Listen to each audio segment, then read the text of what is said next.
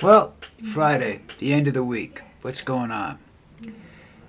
Well, it appears that Donald Trump's Truth Social stock is tanking again. I don't know whether that, means much to anybody, including him, since I don't think he has any money invested in that, to be quite honest with you. I mean, he says he lost $1 billion. He lost $1 billion in value, not $1 billion out of his pocket when the stock went down before. It's roughly down $2 billion now from what its initial value was of about 8 point something $1 billion. But that doesn't mean anything because it's not his money, and people don't understand that he has no money invested in this. And what's going on right now, and it's doesn't mean anything. He's suing everybody, which is like what he does for a living. When he's not busy trying to screw people, he's busy suing those people. And again, it still amazes me. Excuse me a minute. It still amazes me that he's in business at all. You know, the real estate business was his father's business, and and I think that's where all his money came from originally. $250 million inheritance that he parlayed into, and when he got the inheritance, today's money it'd be a lot more. But he's parlayed that through some investments, and someplace along the line he lost his mind. And he's everything he gets involved in now gets mortgaged to the hilt. Where he puts the cash, nobody really knows for sure. But it's not going back into his businesses. Someday they'll find out he's got some overseas accounts or something like that. I don't know. He's got Russian oligarchs involved in this Truth Social thing now. I don't know how they're allowing that. And as a presidential candidate, he's into business relationships with the Russians. That I don't know whether that's 100% legal or not. But like I say, I don't know everything. Although my wife thinks I do. She says, "You think you know everything?" No, I don't really. I know a little bit about a lot, and that's a dangerous thing, I guess. But I keep saying the things I say, and that's the way it is. Uh, so I don't understand. I understand business, but I don't understand how, with his history, people continue to invest with Donald Trump. You know, uh, I'd love to see. If you took the properties and everything he owns, and then listed his debt against those properties. What would you come out with what would his worth be after that? I'm not real sure if he'd be worth as much as he claims he is, or if he's worth anywhere near what he claims to be. But that's not really the issue with him. The issue with him is his mental state, his constantly lying.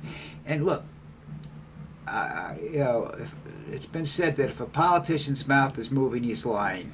And that's pretty much true. They'll pretty much exaggerate the truth or whatever have you to appease people, because you're talking about you got to try and please 3 million people or 3 billion people. No, 300 million people. I'm sorry. And that's not easy.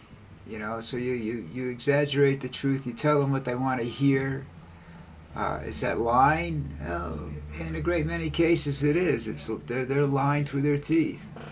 But I don't know whether that's illegal or anything. I mean, it doesn't appear to be. His threatening of people, I think, is illegal, and I think that deserves him to be contempt of court or in jail. I think some of the charges against him should be taken out of civil, that he should be in federal court for charges of treason against him. He would sell if his mother was alive, he'd sell his mother's soul to make a deal where he benefits from it. That's that narcissism. He does things, and people say, "Oh, that's wonderful. Check it out." You're not getting any of that. Nobody is but him. You know, it's like he doesn't do anything unless it benefits him. You know, his ideas for governing the United States are all about benefiting him, allowing him to suck the lifeblood out of this country. You know, put the country into financial ruin, and he'll do it. You say, well, the economy's going big. Nah, you got to understand something about the economy, all right? Most everything you do to economically, you know, see the stock will go up, the stock will take off. You say, wow, that's a great move, you know. You wait a couple of years and look at it then, you know, and see where it is. You know, Trump's moves are short term. If they're good for a short term, and then they either level off and don't do anything. They just sort of fade away, or they're bad. They turn bad real fast.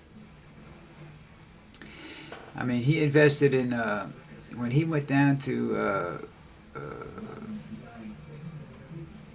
Jersey Shore with the casinos and everything. He was in a pretty good situation down there. You know.